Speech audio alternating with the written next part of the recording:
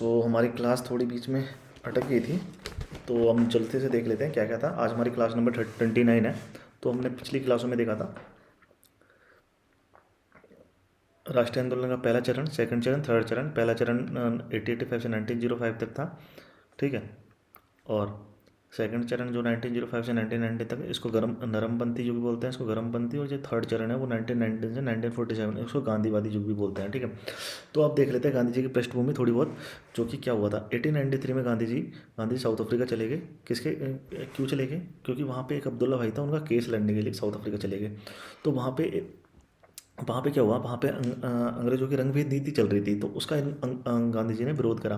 विरोध करने के लिए सत्याग्रह स्टार्ट कर दिया वहाँ पे। और सत्याग्रह का अर्थात होता है सत्य प्लस, ये दो वर्ड से बना हुआ है, सत्य प्लस आग्रह।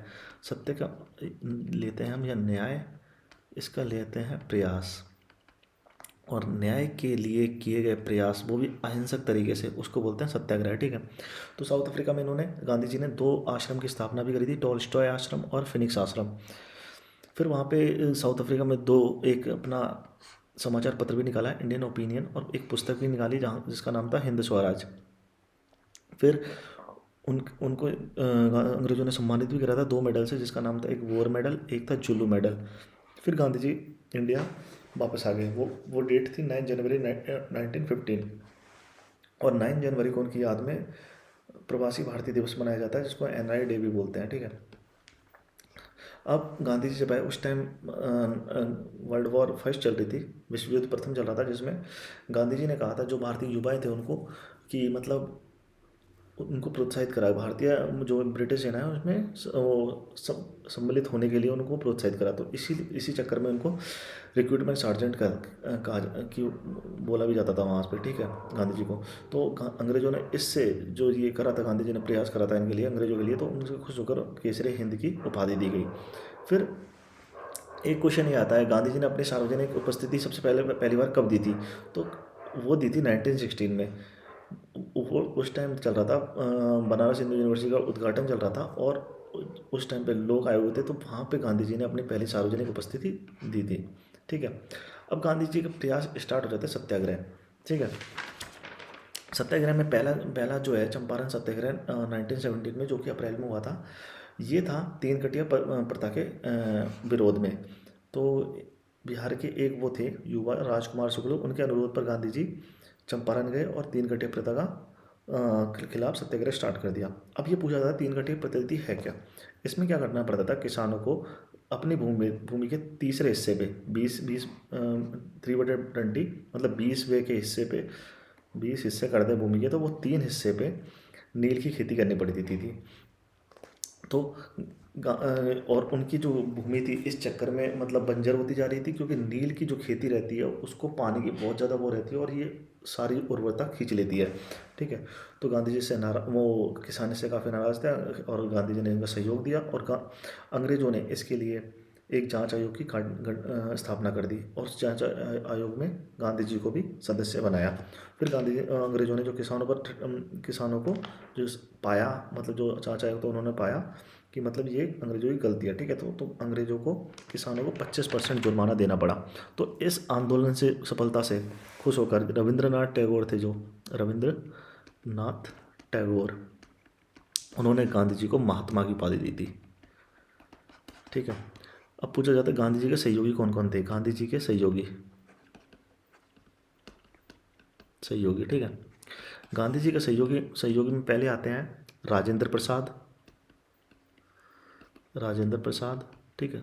दूसरे नंबर पे आते हैं JV कृपलानी।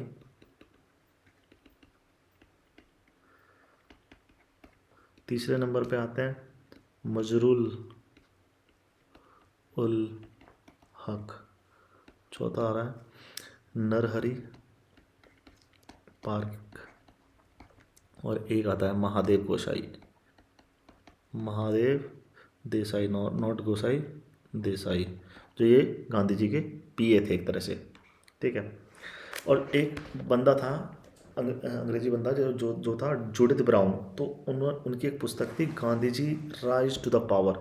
तो जो भी ये इनके सहयोगी थे, इनको गांधी जी, वो जूडिथ ब्राउन ने कहा था ये गांधी जी के उप ठेकेदार हैं, उप ठेकेदार। ठीक है, अब आया हमारा सेकंड। तो गांधी जी ने फिर सेकंड एक चल रहा था, अहमदाबाद में मजदूर वो कर रहे थे, हड़ताल कर रहे थे। अहमदाबाद मिल मजदूर आंदोलन।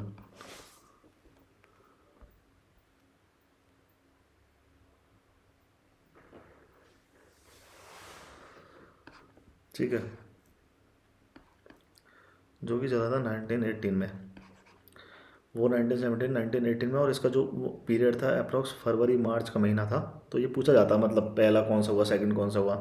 तो इसमें जो मिल मालिक थे उसका नाम था अंबालाल साराभाई। तो ठीक है, अब उन्होंने क्या करा, जो श्रमिकों को पहले प्लेग भत्ते दिए थे उस पर रोक लगा दी गई, इसीलिए जो श्रमिक थे इसके खिलाफ आंदोलन स्टार्ट कर दिया। तो गांधी जी आगे समर्थन में मजदूरों के। और अंबालाल भाई ने फिर ये समाप्त जल्दी से जल्दी समाप्त करने के लिए 20% भत्ता फिर दे दिया, मतलब जो ख़त्म करा था 20% दे दिया उसका। लेकिन मजदूरों ने बात मानी नहीं, गांधी जी ने भी मानी, और इसी के उपलक्ष्य में मतलब भूख हड़ताल स्टार्ट कर दी। ठीक है, इसीलिए फिर लास्ट में क्या करा, भूख हड़ताल कर दी। तो जो अंबालाल साराभाई थे उन्होंने 35% प्लेग भत्ता देना पड़ा उनको। ठीक है, यहाँ तक ये हुआ, और मजदूर इस बात से मान गए। और जो अंबालाल साराभाई है उनकी एक बहन थी, अनुसुईया बहन, जो गांधी जी के साथ साथ चलती थी। और वो जो साबरमती आश्रम खोला था गांधी जी ने, उसकी सदस्य भी थी। फिर आता है एक तीसरा इम्पोर्टेंट, खेड़ा सत्याग्रह, खेड़ा किसान सत्याग्रह। सत्याग्रह या आंदोलन भी बोल सकते हैं उसको, जो कि हुआ था 1918 में। अब इसका महीना चल रहा था अप्रॉक्स मार्च, फरवरी मार्च हो जाता था, मार्च में खेड़ा सत्याग्रह स्टार्ट कर दिया था। और इस टाइम गांधी जी जो गुजरात के किसान थे, गांधी जी गुजरात किसान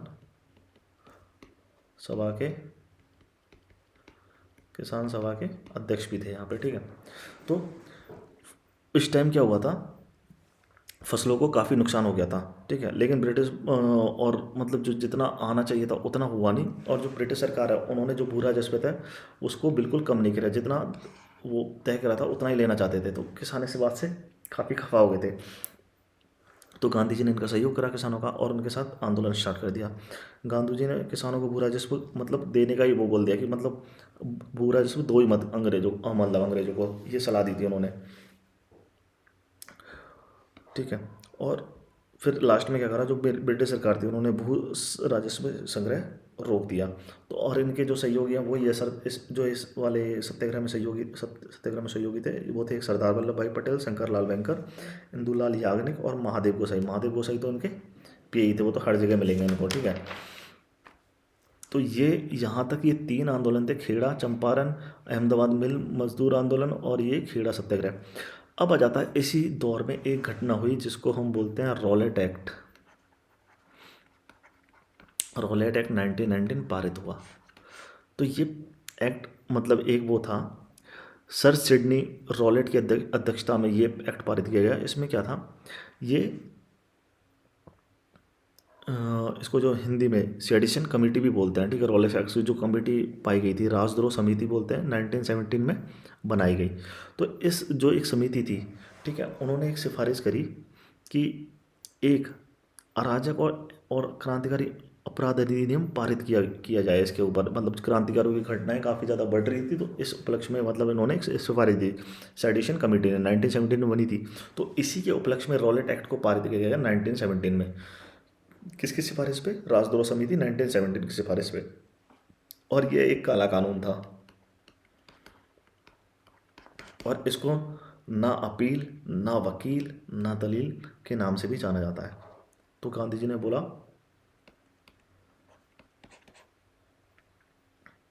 गांधी जी ने इसके खिलाफ सत्याग्रह आंदोलन स्टार्ट कर दिया। अब पूछा जाता है ये कानून था क्या। ये कानून था, किसी भी व्यक्ति को बिना किसी कारण गिरफ्तार किया जा सकता है उसमें। ठीक है, और उसको ना कुछ वो भी नहीं देंगे, ना अपील करने का अधिकार है उसे, ना वकील लेने का अधिकार है, और ना दलील देने का अधिकार है। तो ये एक तरह से मतलब लोगों को दबाने का प्रयास था अंग्रेजों का। वो भी जो भी वो हो रहे थे आंदोलनकारी रह रहे थे उनको दबाने के लिए इस कानून को पारित किया गया। तो गांधी जी ने इसके खिलाफ एक क्या करा, सत्याग्रह आंदोलन स्टार्ट कर दिया। और गांधी जी ने बॉम्बे में एक सत्याग्रह सभा की स्थापना भी करी इसके लिए, ठीक है। और 6 अप्रैल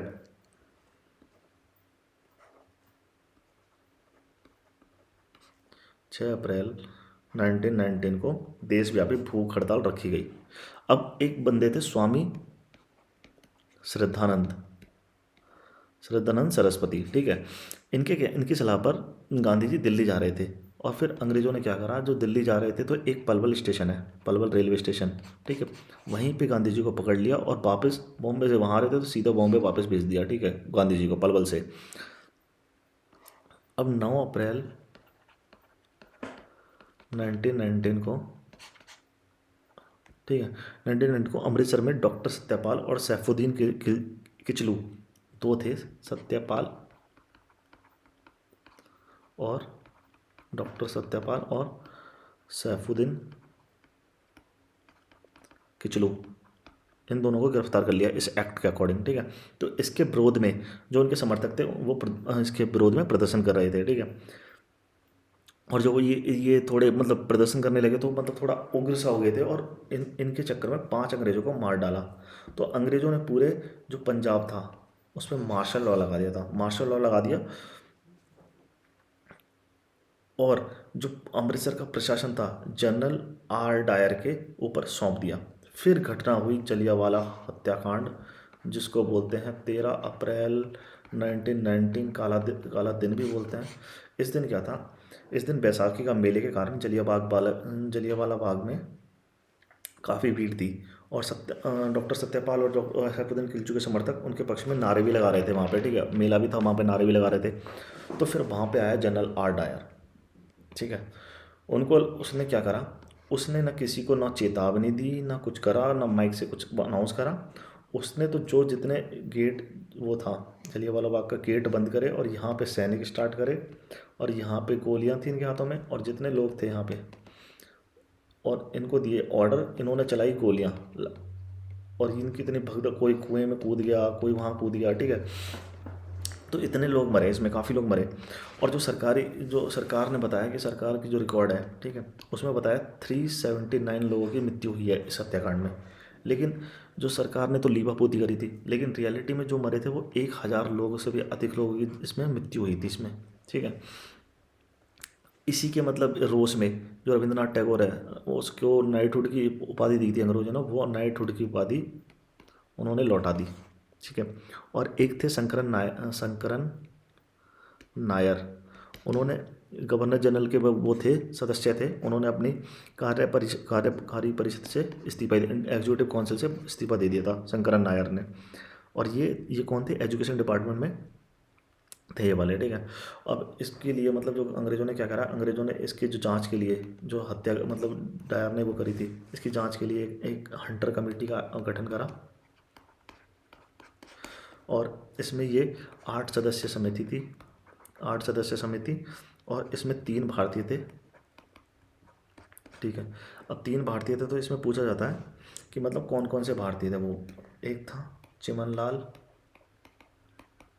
सीतलवाड़, दूसरे थे जगत नारायण और तीसरे थे सुल्तान अहमद।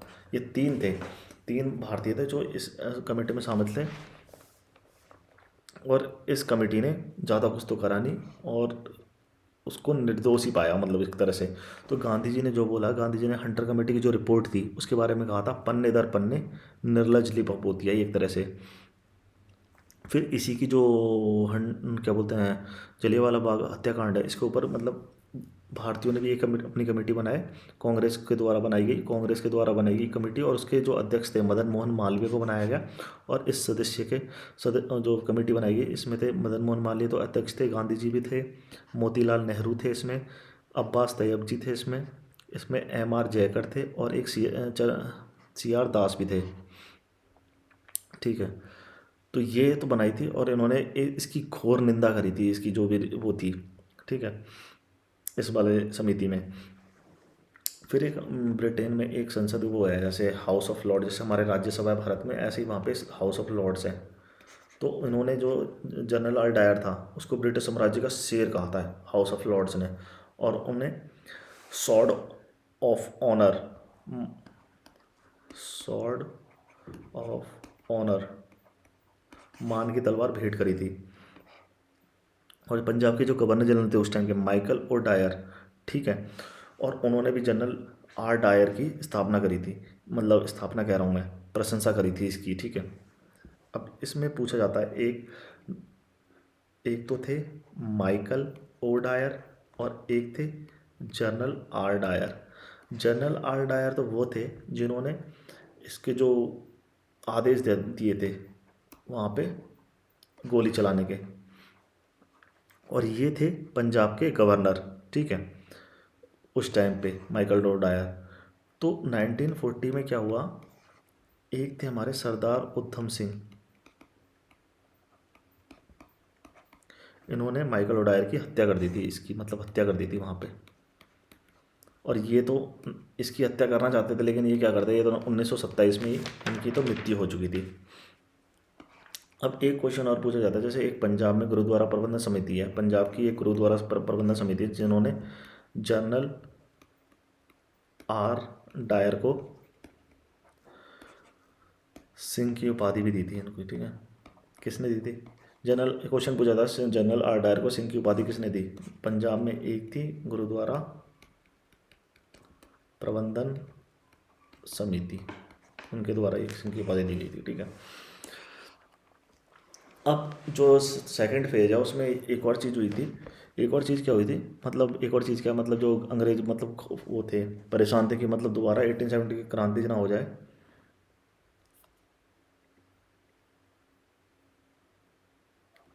तो इस चक्कर में उन्होंने 99 भारत शासन अधिनियम, गवर्नमेंट ऑफ इंडिया एक्ट पारित करा 1999 का, ठीक है, गवर्नमेंट ऑफ एक्ट 1990, जिसको हम मोंटेग्यू चेम्सफोर्ड रिफॉर्म भी कहते हैं। अब इसमें सुधार के क्या कारण पड़ गए थे कि करना पड़ा, ठीक है। एक तो भारत जो परिषद अधिनियम था, इंडियन काउंसिल एक्ट था 1919 का, उसमें यह निर्णय लिया गया था कि मतलब 10 वर्षों के बाद हर बार नया सुधार किया जाएगा। और जो फर्स्ट वर्ल्ड वॉर के कारण देश में असामान्य परिस्थितियाँ थी, इसलिए जनता में असंतोष को कम करने के लिए सुधार करना पड़ा।